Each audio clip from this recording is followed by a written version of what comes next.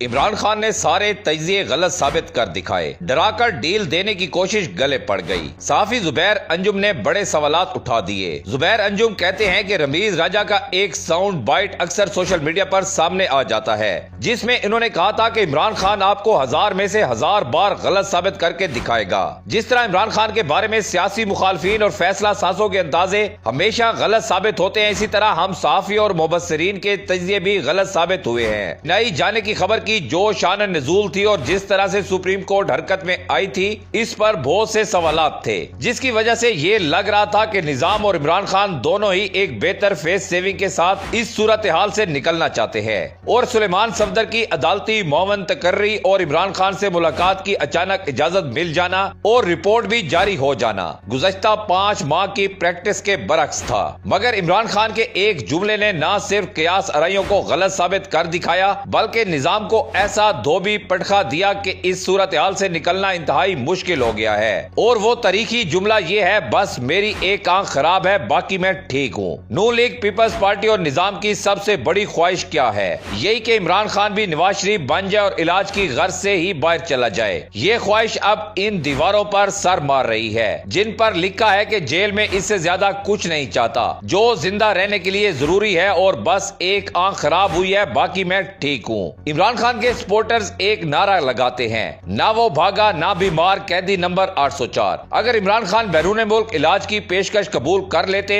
तो ये नारा सपोर्टर्स के लिए एक ताना बन जाता। मगर रमीज राजा के बकौल इसने आपको 1000 बार गलत साबित करके दिखाना है। इमरान खान की बिनाई जाती रहने के मामले में हुकूमत और निजाम दोनों ही शदीद दबाव में नजर आ रहे हैं। और वफाकी वजीर कानून आजम नजीर तारण ने जिस तरह से इमरान खान की बिनाई से मुतालिक मेडिकल रिपोर्ट जारी की है, इससे अवामी तशवीश कम होने के बजाय मजीद बढ़ गई है, क्योंकि जो कुछ भी ये कर रहे हैं वो शफाफियत के खिलाफ और एक कवर अप की कोशिश नजर आ रही है। और ये सूरत हाल सिर्फ इस सूरत में बेहतर हो सकती है कि अहले खाना को मुलाकात के कानूनी और इंसानी हक से मजीद महरूम ना रखा जाए।